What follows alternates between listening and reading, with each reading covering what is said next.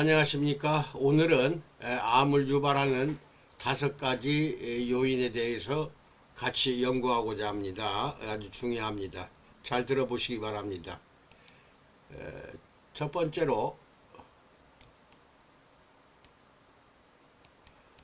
우리 순간의 선택이 암을 유발한다. 암 유발하는 5가지 음식에 대해서 하이닥이라는 건강 저널에서 기사를 선택했습니다. 유희성 기자가 입력한 것입니다. 미국 국립보건원 연구팀은 암이 금세기 말까지 전 세계에서 가장 주요 사망 원인이 되어 암 예방이 의료 분야의 최우선 과제가 될 것이라고 예측을 했습니다. 비록 많은 요인들이 암 발병 위험에 영향을 줄 수 있지만 많은 연구에 따르면 식단 선택을 포함한 환경적 원인이 암 발병 위험에도 영향을 줄 수 있다는 것을 보여주고 있습니다. 음식이라든지 이런 환경적 영향으로 인하여 암이 발생한다는 것입니다. 960년대 초가 아니라 1960년대 초 연구팀은 국가마다 암 발생률이 다르며 특정 음식이 특정 암 유형과 상관관계가 있다는 것을 발견했습니다. 또한 암 위험이 낮은 국가의 사람들이 암 위험이 더 높은 국가로 이주할 경우 그들이 이주한 국가의 암 발생률과 일치하거나 초과하는 것으로 나타났다는 것입니다. 이제 암 발병이 위험이 낮은 나라에 살던 사람이 암 위험이 높은 나라로 이사 갔을 때 거기에서 똑같은 그렇게 높은 암 발병이 나타났다는 것입니다. 이것은 환경적 요인을 말하는 것입니다. 이것은 식단과 생활 방식이 암 발생에 강한 영향을 미쳤다는 것을 시사합니다. 이후 연구팀은 특정 암의 위험을 증가시킬 수 있는 특정 음식과 식습관을 찾아서 좁혀왔던 것입니다. 영국 건강정보 사이트 메디컬 뉴스 투데이는 이에 대해 자세히 설명했습니다. 이 환경적 요인으로 인하여 암이 많이 발생한다. 첫째는 붉은 고기와 가공육입니다. 2015년 세계보건기구 산하 국제암연구기관은 가공육을 발암물질로 가공되지 않은 붉은 고기를 발암물질일 가능성이 높은 것으로 분류했습니다. 첫째는 가공육, 둘째는 붉은 고기입니다. 2018년에는 가공육의 섭취량이 하루에 약 60g까지 증가하고 붉은 육류로 하루에 150g까지 증가하면 대장암 위험이 약 20% 증가하는 것을 발견했기 때문에 이거는 틀림없는 사실입니다. 육류 중에서 빨간 붉은 고기가 아닌 거, 그럼 흰살 고기라고 한다면 대부분이 닭고기 종류가 되겠네요. 그것은 위험이 덜하죠. 또한 가공육과 붉은 육류가 많이 함유된 식단은 위암과 유방암을 포함한 다른 암 발병 위험을 증가시키는 것으로 나타났습니다. 고온 조리 과정에서 생성된 화합물은 세포 손상을 유발해서 암세포의 발달을 유발할 수 있고 붉은 육류와 가공육에서 발견되는 햄철 또는 세포의 독성 영향을 미칠 수가 있다는 것입니다. 조심해야 되겠네요. 그러니까 뭐 소고기, 돼지고기를 구워 먹어도 위험하고 국을 끓여도 위험하다는 것입니다. 두 번째, 초가공식품입니다. 초가공식품은 종종 분리단백질, 경화유, 고과당 옥수수 시럽, 향미 증진제, 인공감미료 그리고 증점제와 같은 산업 가공으로부터 나온 성분을 포함합니다. 초가공식품의 대표적인 예로서 탄산음료, 콜라 사이다 같은 탄산음료와 에너지 드링크, 시리얼, 냉동 피자, 캔디 등이 초가공식품에 해당합니다. 건강 전문가들에 따르면 서구식 식단을 포함한 초가공식품이 많이 함유된 식단은 특정 암의 위험을 크게 증가시킨다 하는 결과를 보이고 있습니다. 그러니까 이런 것도 조심해서 우리는 안 먹는 것이 그런 부분에서는 최고입니다. 먹어서 문제가 있는 것이거든요. 이게 우리 선택이 중요한 것입니다. 그 다음에 2018년 영국 의학저널에 게재된 약 10만 5천 명의 데이터를 포함한 연구에 따르면 초가공식품의 식이 비율을 10% 증가시키면 전체 암에 걸릴 위험이 크게 12% 증가하고 유방암 발병 가능성이 11% 증가하는 연관성이 있다는 것을 발견했습니다. 초가공식품은 포화지방, 첨가된 설탕, 소금이 많지만 섬유질, 비타민, 미네랄과 같은 필수 영양소가 이게 꼭 필요한 것들인데 적다는 것입니다.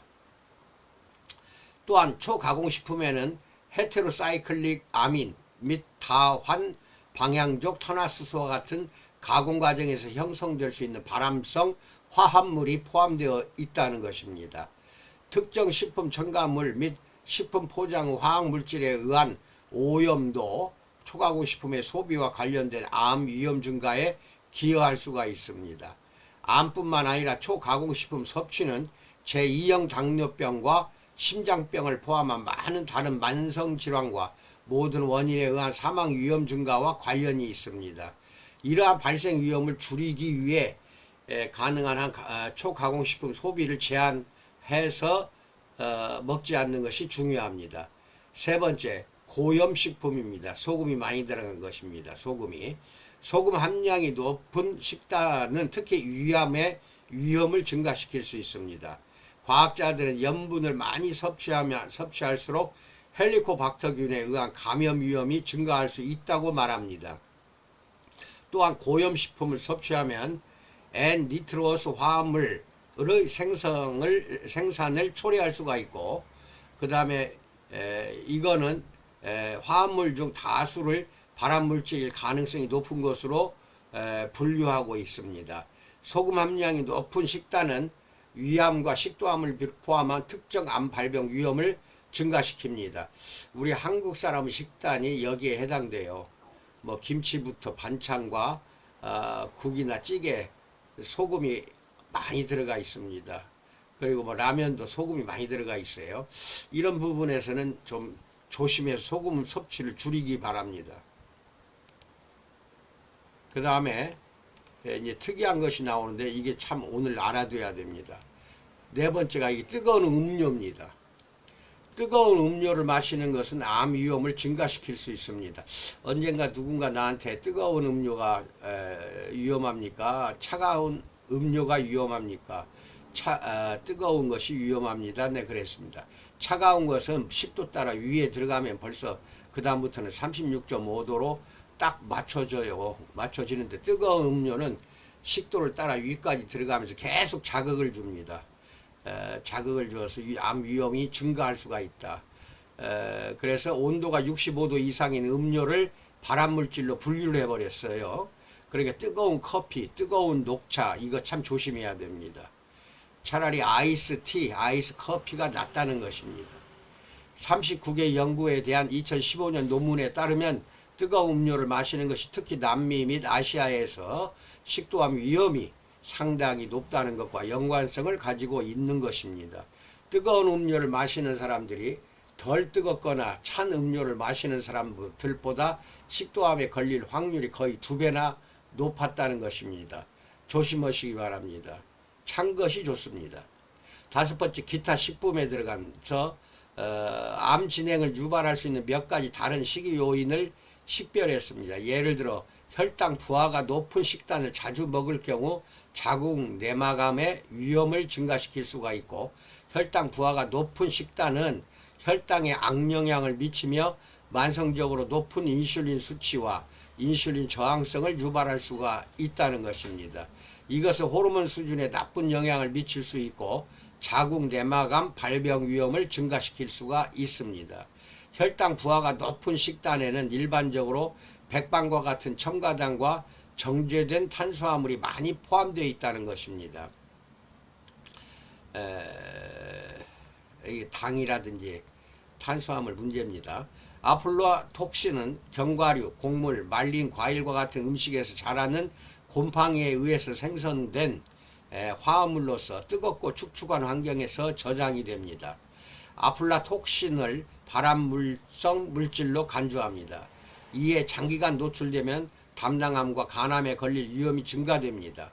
과학자들은 저소득층 국가에 특히 간염을 가진 사람들에게서 아플라톡신에 대한 노출을 간암의 중요한 위험인자로 간주했다는 것입니다. 이게 곰팡이가 피어있는 곡물, 견과류, 과일 조심하시기 바랍니다. 이것을 이제 정리해서 이야기를 합니다.